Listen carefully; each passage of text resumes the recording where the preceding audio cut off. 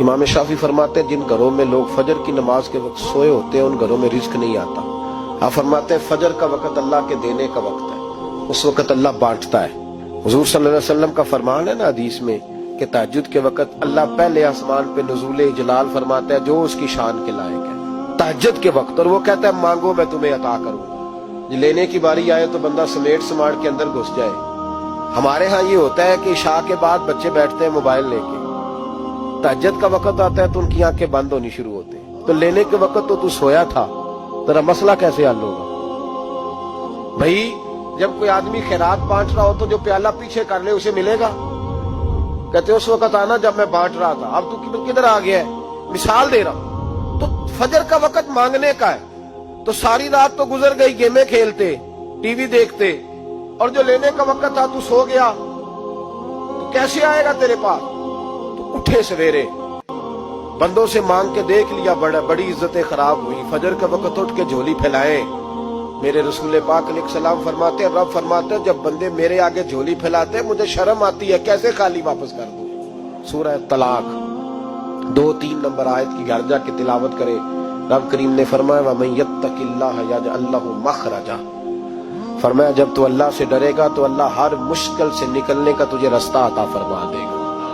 और क्या खूबसूरत अंदाज है कुरान मजीद का, और हमने इसका लाखों बार तजर्बा किया, 20 और सैकड़ों बार ये चीज जाती तौर पर प्रैक्टिकल से गुजरी। अल्लाह ने फरमाया हर मुश्किल से निकलने का रास्ता भी देगा, वयरज़ुक़हु मिन हैसु ला यहतसिब, और अल्लाह तुझे वहां से रिस्क देगा कि तूने कभी सोचा भी नहीं होगा।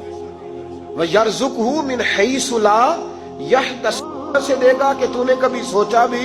एक सहाबी थे हज़रत औफ बिन मालिक रज़ी अल्लाह तआला, कहते मेरा बच्चा काफिरों ने कैद कर लिया, घर में गुर्बत पहले बड़ी ज्यादा थी, मैं दरवाजा रसूल पे आया, हुजूर अब क्या करूं?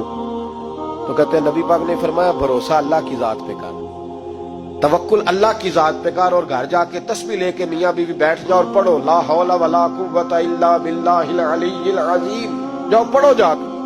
कहते मैं घर बैठा अभी चंद तस्बीहां पढ़ी थी कि दरवाजे पे दस्तक हुई, दरवाजा खोला तो मेरा बेटा दरवाजे पे खड़ा था, पलट के देखा तो 400 बकरियां भी लाया था। और मैंने कहा बेटा ये कैसे आ गई? कहने लगे अब्बा जी मुझे एक हवेली में काफिरों ने कैद किया हुआ था, मैं बड़ा परेशान था, लेकिन अभी थोड़ा देर पहले पता नहीं क्या हुआ है, मैंने यूं हाथ हिलाया तो रस्सियां खुल गई, बाहर निकला हूं तो 2-3 बंदों पे नींद का ऐसा गलबा था कि बेहोश होके गिरे हुए थे, 400 बकरियां भी थी, मैंने दरवाजा खोला, बकरियां मेरे साथ दौड़ने लग गई है, तो मैं 400 बकरी भी ले आया हूं, पलट पलट के देखता रहा हूं, पर मीलों का सफर हुआ वो आए ही नहीं। वालिद कहने लगे बेटा चलो पहले मुस्तफा करीम से जाके पूछ ले, देखे कैसे माली मसले हल होते हैं, हुजूर से जाके पूछे कि हमारे लिए जायज भी है कि नहीं। कहते हैं दरवाजे रसूल पे जाके हम खड़े हुए थे कि नबी पाक ने फरमाया देखा रब करीम का फजल,